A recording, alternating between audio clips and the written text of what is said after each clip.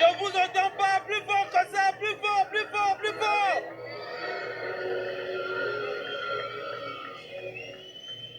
Alléluia. Alléluia.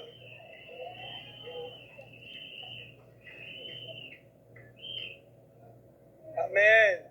Amen, amen, amen, amen. Amen. Waouh. En plus, Amen. regardez comment le soleil s'est dégagé. Waouh, waouh, waouh, waouh, waouh.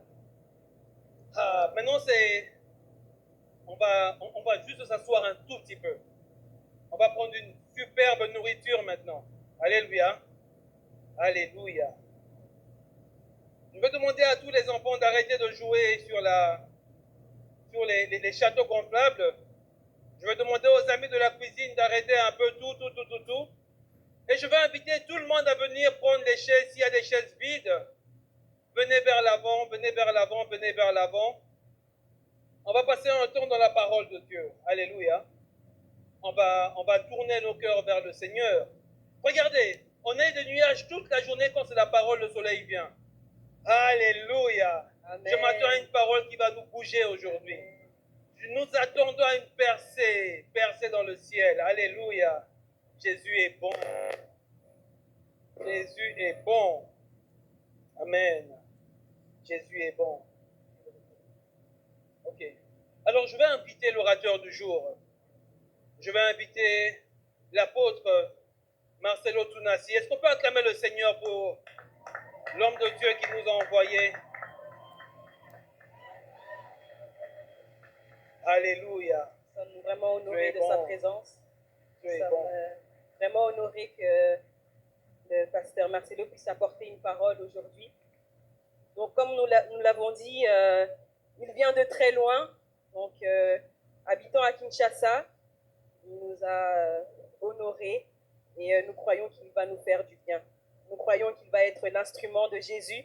Nous croyons qu'il va nous emmener dans d'autres atmosphères, et saisissons vraiment ce qui va se passer aujourd'hui. Merci, pasteur. Alléluia.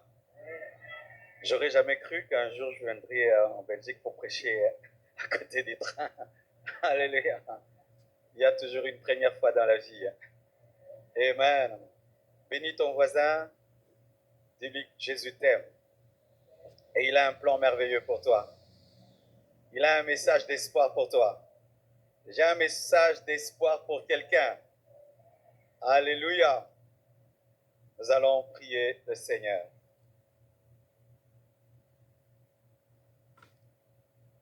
Alléluia.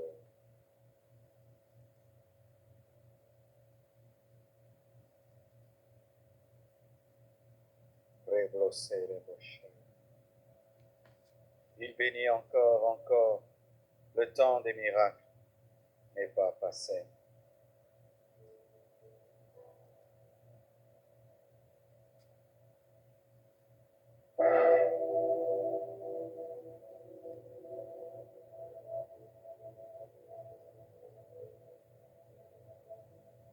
Il agit encore.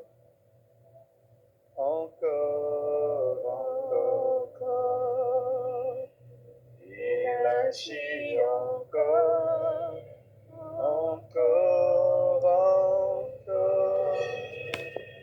Il agit encore. Le temps des miracles n'est pas passé. Il est le même hier, aujourd'hui, éternellement. Seigneur Dieu, bénis ta parole, bénis ton peuple. Accorde-moi l'inspiration, ta sagesse et ta grâce, afin que ce message bénisse un homme et bénisse une femme. Au nom de Jésus. Amen. Merci à l'organisation pour l'invitation. Merci à toutes les 3 églises qui se sont mises ensemble pour que ce festival gospel ait lieu. Et c'est un signe que en étant unis, nous ferons des grandes choses. En étant unis, nous remporterons des plus grandes victoires. La Bible nous dit que lorsque la pêche miraculeuse a eu lieu, ce n'est pas seulement la barque de Pierre qui avait amassé les poissons, et toutes les barques qui étaient autour. Il y a des moissons et des pêches qui ne peuvent être rentrées par une seule église.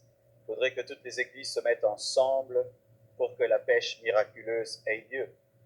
Car lorsque la pêche miraculeuse n'est faite que par une seule barque, cette barque va sombrer, elle va se noyer. Et lorsque le travail d'évangélisation n'est laissé qu'à une seule église, cette église sera combattue. Elle vivra des grands combats et finira par sombrer.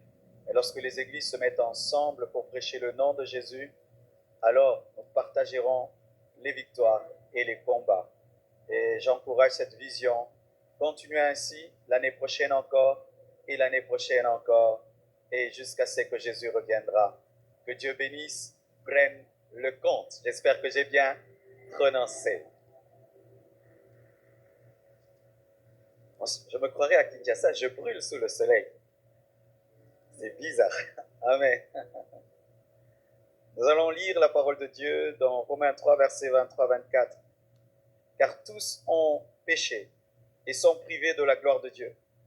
Et ils sont gratuitement justifiés par sa grâce, par le moyen de la rédemption qui est en Jésus. 2 Samuel 4, verset 4. Jonathan, fils de Saoul, avait un fils perclus des pieds et âgé de 5 ans. Lorsqu'il arriva à Jezreel, la nouvelle de la mort de Saoul et de Jonathan, sa nourrice le prit et s'enfuit, et comme elle précipitait sa fuite, il tomba et resta boiteux. Son nom était Méphibosheth. Dites Méphibosheth. La première fois que j'ai entendu ce nom, c'était compliqué à prononcer. Dis Méphibosheth. Aujourd'hui, je vais vous parler de Méphibosheth. Méphibosheth était l'enfant de Jonathan. Qui était Jonathan? Jonathan était le prince, le fils de Saoul. Qui était Saoul? Saoul, c'était le premier roi d'Israël. Israël, pendant un temps, était dirigé par ce qu'on appelle la théocratie. C'est-à-dire c'était Dieu qui était le roi. Israël avait un roi invisible, un roi qui ne voyait pas. Et un jour, Israël s'est fatigué d'avoir un roi invisible. Israël voulait un roi comme tous les autres. Il a réclamé un roi physique. Il s'est plaint devant le prophète Samuel. Et Samuel l'a présenté devant Dieu. Et Dieu lui a dit, laisse-les faire. Je vais leur donner un roi, mais ce roi va les maltraiter. C'est alors que le choix a été fait et Saoul est devenu le premier roi d'Israël. C'était un roi charnel, profane. C'était un roi qui n'écoutait pas Dieu. Mais il avait un fils merveilleux qui s'appelait Jonathan. Le roi Saoul finit par pécher contre Dieu et Dieu décida de le remplacer et de placer David à sa place. Mais pas directement. L'onction royale était sur David et le trône était tenu par Saoul. Saoul était sur le trône et David avait l'onction sans trône. Et Saoul a commencé à persécuter David parce que David remportait des victoires. David a vaincu Goliath. David, lorsqu'il remportait des victoires, les femmes chantaient. David a gagné 10 000, Saoul 1000.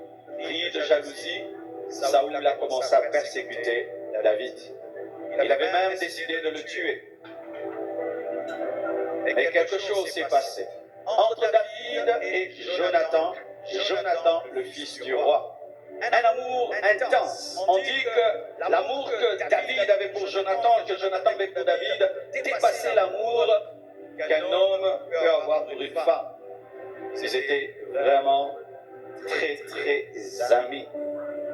Et ils s'étaient fait une alliance qui se protégeront. La preuve, lorsque Saoul a voulu tuer David, Jonathan l'a dit, mon père veut te tuer. Alors que c'était le prince, il pouvait dire que mon trône est en danger. Cet homme finira par remplacer mon père et je risque de ne pas devenir roi. Mais Jonathan n'avait que faire de la royauté. Son amour pour David était plus fort que le trône. Mais il avait un problème. À la fois il aimait David, à la fois il aimait Saoul. Il était dans cette compromission, l'amour pour papa et l'amour pour sa destinée. Sa destinée l'appelait être avec David, mais son cœur, son sang le réclamait à être avec Saoul. Et tu sais, lorsque tu vis avec un homme désobéissant et lorsque tu laisses un leader désobéissant te diriger, alors les conséquences de ses actions tomberont sur toi. Un jour, ils sont allés en guerre. Et là, la guerre était tellement féroce. Et Saoul a vu qu'il allait être pris comme prisonnier. Il a préféré mourir, il s'est suicidé. Et Jonathan aussi est mort. Lorsque plutôt Jonathan meurt et Saoul meurt, la nouvelle se répand en Israël. Et il y a une femme qui était la nounou d'un bébé. Elle prenait soin d'un bébé qui s'appelait Méphibosheth. Méphibosheth était le fils de Jonathan. Et tu sais, le père est mort et le grand-père est mort. C'est la fin de votre royaume, donc vous serez tués. Elle prit cet enfant, elle courut. Et dans sa fuite, elle fit tomber le bébé Méphibosheth. Et Méphibosheth est tombé sur ses pieds et il est devenu perclus, paralysé, des 2 pieds paralysés. Mais Méphibosheth veut dire ceci. Le premier nom qu'il avait, c'était Péribal, qui veut dire le Seigneur combat. Parce qu'en ce temps-là, en Israël, on appelait Baal Seigneur. Et des fois, on attribuait à Dieu le nom de Baal. Et lorsqu'il y a eu de l'idolâtrie autour du nom de Baal, on a cessé de dire Baal lorsqu'on parlait de Dieu. Et on a changé son nom en Méphibosheth. Méphibosheth qui veut dire la honte est détruite. Tu t'imagines, il porte un nom glorieux. Le Seigneur combat. Il porte un nom glorieux. La fin de la honte, mais il est paralysé. Et lorsqu'il devient paralysé, on va le cacher à Lodébar. À Lodébar veut dire lieu sans pâturage, lieu sans communication, lieu d'isolement. Fils de prince, appelé Dieu combat. Fils de prince, appelé sorti de la honte, mais vivant dans la honte, vivant à Lodébar, sans communication, rejeté, abandonné, sans pâturage, loin de sa destinée. La prophétie sur sa vie, le plan sur sa vie, c'est la grandeur. Le plan sur sa vie, c'est que Dieu lui donne la victoire. Le plan sur sa vie, c'est qu'il vive loin de la honte. Mais il y a une contradiction, un paradoxe, une contradiction. Il est en train d'être le contraire de son nom. Paralysé, humilié, rejeté, appauvri, sans gloire et sans trône. Et il y fit beaucoup d'années. Car la Bible nous dit que David l'a cherché lorsqu'il est devenu roi. Et lorsqu'on fait des calculs, je crois que Méphibosheth a rencontré David entre 20 ans et 25 ans. Donc, 15 ans de souffrance, 20 ans de souffrance, où chaque fois qu'on l'appelle Méphibosheth, c'est une contradiction. Parce que le lieu où il se trouve, Lodébar, est une contradiction avec son nom. Chaque fois qu'on l'appelle Méphibosheth et qu'il est à Lodébar, c'est une contradiction avec sa royauté. Pendant 2 ans, pendant 3 ans, pendant 10 ans, pendant 15 ans, à 25 ans. David, un homme rempli de reconnaissance, un homme loyal, un homme qui, lorsqu'il donne sa parole, l'accomplit. Jonathan n'est plus là. Jonathan est mort. Mais il se souvient de la promesse qu'il avait faite. Et il arrive. Il est maintenant le roi. Celui qui a tout le pouvoir. Il est maintenant le roi. Celui qui a toute la puissance. Il peut tuer. Il peut donner la vie. Mais il se souvient qu'il a fait une promesse. Il dit, est-ce qu'il n'y a pas un descendant de Saoul? Est-ce qu'il n'y a pas un descendant de Jonathan afin que je lui fasse du bien? Est-ce qu'il y a quelqu'un qui peut profiter de la promesse que j'ai faite à un mort? Est-ce qu'il y a quelqu'un qui peut entrer dans la promesse que j'ai faite à un mort? On dit qu'il n'y a qu'un seul là. Mais il n'est pas là. Il a le débat. Là où il n'y a pas de pâturage. Là où il n'y a rien du tout. C'est le fils de Jonathan, ton ami. Mais il est perclus. C'est alors qu'on va chercher des chevaux, des cavaliers, des princes, des hommes forts vont chercher Méphibosheth. Et je pense que lorsqu'on l'a cherché, il a dit, on va me tuer. Le roi est en train d'exterminer toute la postérité de Saoul. Je vais mourir. Mais au lieu que ce soit la mort qui frappe à sa porte, c'est l'honneur, c'est l'élévation, c'est la grâce, c'est la faveur. La Bible nous dit qu'on a pris Méphibosheth, on l'a fait quitter Lodébar, et David lui a dit, désormais tu mangeras avec moi, même si tu es perdu, même si ça fait des années que tu te retrouves à Lodébar, je change ta vie. Pourquoi? À cause de ce que j'ai dit à Jonathan. Oh, donne-moi l'amen.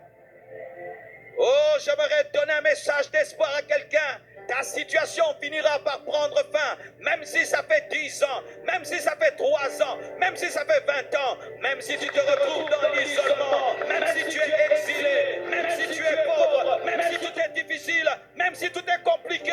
Ici, il y a plus que David. Il y a Jésus-Christ de Nazareth. Ici, il y a plus que David. Il y a Jésus-Christ de Nazareth qui est capable de se souvenir de toi et d'accomplir la promesse qu'il t'a faite. Même si c'est dur, ne te suicide pas. Même si c'est dur, ne lâche pas. Même si c'est dur, n'abandonne pas. Même si c'est dur, ne dis pas que Dieu t'a abandonné, ne dis pas que Dieu t'a lâché. Même si c'est dur, un jour, la vie te sourira et Dieu accomplira sa parole. Donne-moi un amen. Oh, j'aime Dieu. Il est le Dieu qui se souvient des oubliés. Il est le Dieu qui ramasse dans la poubelle et qui élève et qui fait asseoir avec les grands. Il est le Dieu qui accomplit sa promesse même lorsque tu l'as oublié. Il est le Dieu qui va lire les cahiers de tes prophéties et il l'accomplit. Il est le Dieu qui change la parole en chair. Il est le Dieu vivant. Lorsqu'il dit une chose, la chose arrive. La chose s'accomplit. Alléluia. Méphibosheth, on le lave, on le coiffe, on l'habille et il se retrouve en train de manger avec le roi. Et après des années, le fils de David, Absalom, tombe dans la rébellion et chasse son père du trône. Et David doit fuir. Et lorsqu'il s'enfuit, le serviteur de Méphibosheth, Tsiba, vient avec de la nourriture. Et David lui pose une question. Où est Méphibosheth? Où est ton chef? Et il dit, il est resté à Jérusalem parce qu'il attend que Dieu puisse lui donner le trône. Donc il a dit que Méphibosheth était déloyal. Malgré tout ce que David avait fait pour lui, il était déloyal. Et David a dit, je te donne tout ce qui était à Méphibosheth. Il est déshérité. Et David s'en va. Et lorsqu'il revient, il remporte la victoire sur Absalom. Méphibosheth vient vers lui. Sale, il n'a pas pris soin de ses pieds. Et quand quelqu'un perclue, il doit prendre soin de ses pieds. Parce que la saleté et tout, il ne s'est pas rasé. Il vient tout seul, dit, mais pourquoi tu es dans cet état? Il dit, depuis que tu es parti, je me suis laissé comme ça. Mais non, on m'a dit que tu as refusé de venir m'accompagner. Il a dit non, il a menti. Comme je dépends de lui et j'avais besoin du cheval, il m'a précédé, il m'a calomnié. Et Dieu justifie Méphibosheth.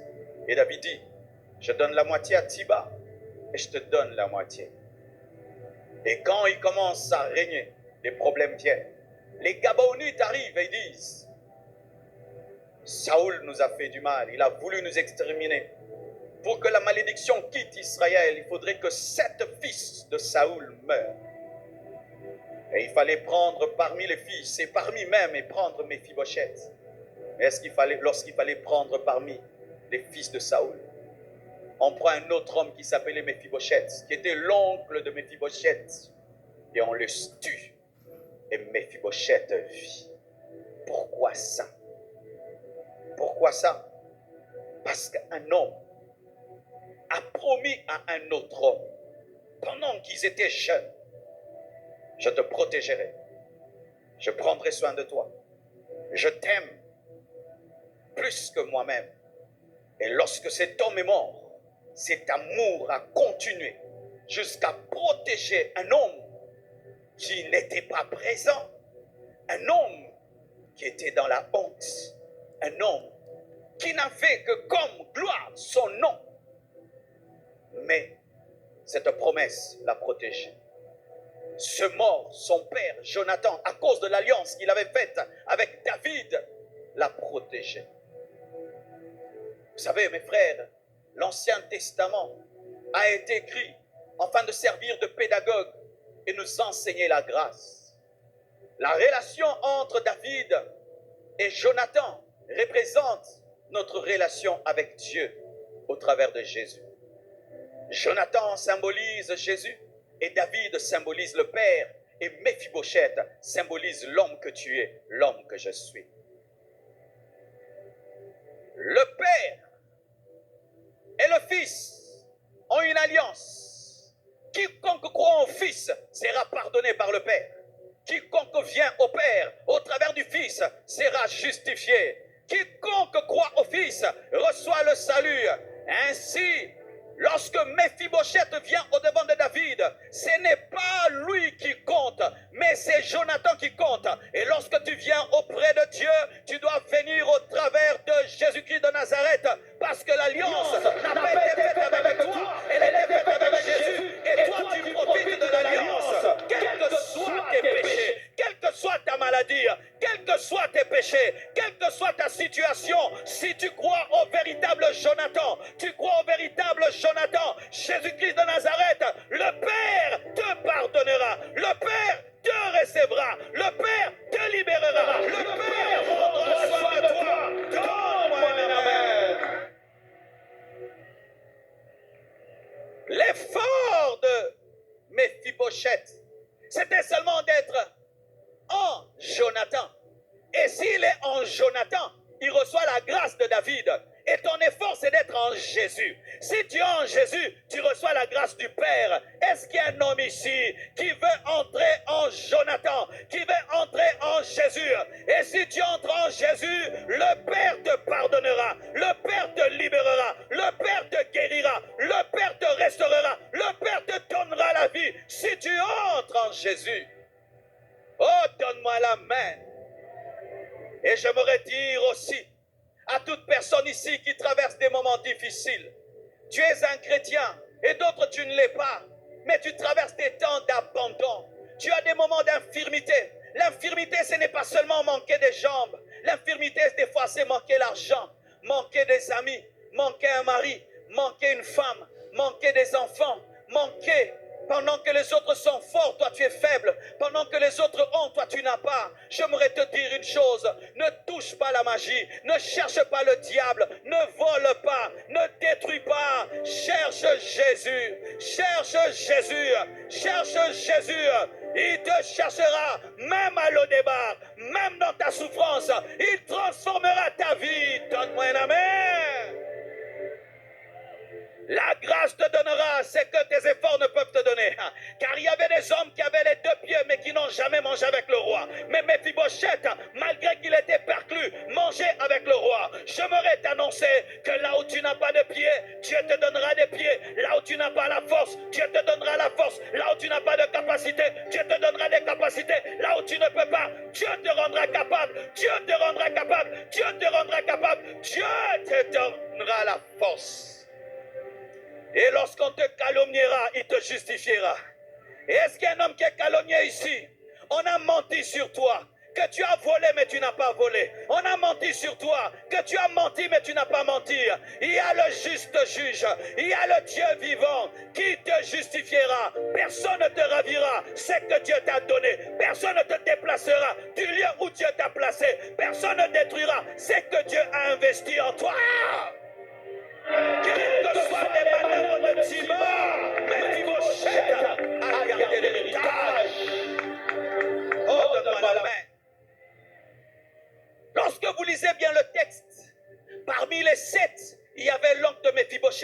qui s'appelait Méphibosheth. Un Méphibosheth est mort à la place d'un autre Méphibosheth, afin que Méphibosheth ne meure pas. C'est pourquoi Jésus s'est fait pécher, afin que nous puissions devenir justice de Dieu. Il est mort pour que nous ayons la vie.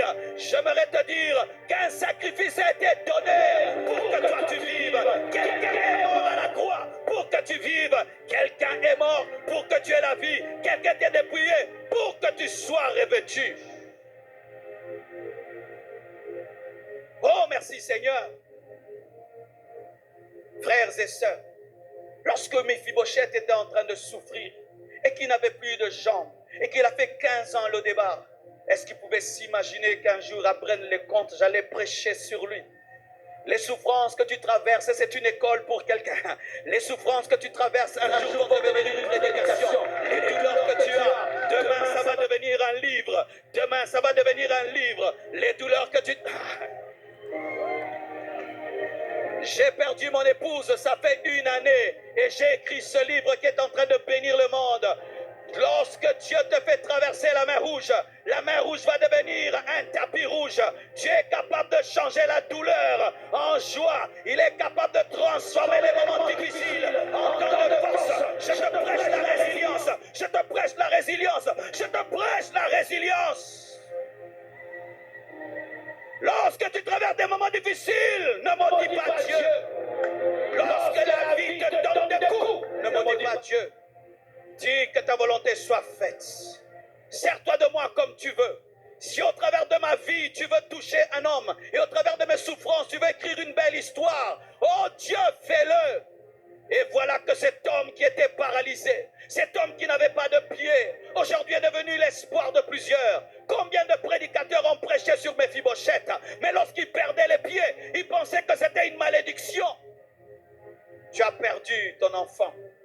Tu as perdu ta femme, tu as perdu ton mari, tu as perdu tes enfants, tu as perdu tes amis, tu as perdu tes relations, tu as perdu ton travail et tu penses te suicider. Le suicide n'est pas la solution, c'est Jésus qui est la solution. Viens à lui, il a un plan merveilleux et au travers de ton feu, il prépare un message. Au travers de ta douleur, il prépare un message. Ne perds pas courage, ne perds pas la foi, tiens bon.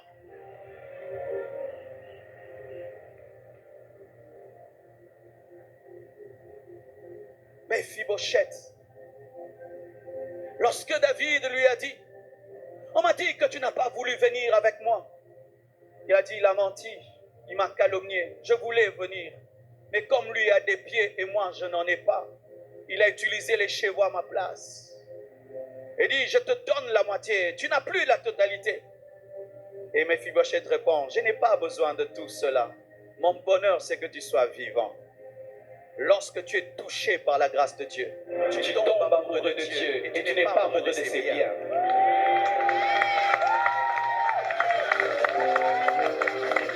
Tu n'aimes pas les voitures, tu n'aimes pas les maisons, tu n'aimes pas l'argent, tu aimes Dieu. Et même si Dieu te donne tout, tu n'es pas dans le tout, tu es en lui. Oh, je vous demande d'aimer Dieu sans vous servir de lui. D'aimer Dieu lorsque même il vous prend tout, d'aimer Dieu lorsqu'il ne donne rien, d'aimer Dieu lorsque même il ne fait rien. Méphibosheth est sorti de Lo-débar. Méphibosheth a commencé à manger avec le roi, mais n'était pas attaché au trône, il n'était pas attaché à la table, il n'était pas attaché au vin, il n'était pas attaché au bœuf, il était attaché à David. Sois attaché à Dieu. Aime-le de tout en tout. Qui te donne ou qui ne te donne pas, qui t'élève ou qui ne t'élève pas. C'est ce qui m'a donné la force dans les moments difficiles. Je l'ai toujours aimé pour rien. Et quand il veut prendre, qu'il prenne. Quand il veut donner, qu'il donne. Mais ce qui me suffit, c'est lui-même. C'est lui. Et vous savez, nous sommes venus ici pour un festival gospel. C'est-à-dire, nous sommes venus l'adorer. Nous sommes venus le chanter. Alors ne le chantez pas par formalisme. Ne le chantez pas que dans vos corps, que vos cœurs l'adorent. Que vos cœurs le chantent. Ne sois pas là seulement pour prendre des photos, pour vous filmer, pour manger, pour causer. Ça fait fun, ça fait bien. Non, on n'a pas organisé ça pour ça. On a organisé ça pour ton âme, pour ton cœur, pour ta vie. Pour Jésus-Christ de Nazareth et que tu l'aimes de tout ton cœur. Et alors que nous allons fermer nos clics et nos claques, enlever les baffles et les musiques, une musique va continuer dans ton cœur. La musique de l'amour, la musique de l'intimité, la musique de la communion. Et lorsque tu traverseras le mauvais temps, il y aura un festival gospel dans ta chambre. Il y aura un festival gospel dans ta voiture. Il y aura un festival gospel dans ta douche. Qui chante dans sa douche ici? Qui chante dans sa douche? Moi, j'aime chanter dans ma douche. J'aime trop chanter. Il y a beaucoup d'onction dans la douche. Ramenez ce festival dans vos vies, dans vos maisons, dans vos chambres, dans vos écoles, dans vos universités. Soyez remplis de joie. Même si tu te réveilles, tu n'as rien, chante une chanson. Même si c'est dur au travail, chante une chanson. Même si les hommes te blessent, chante une chanson. Deviens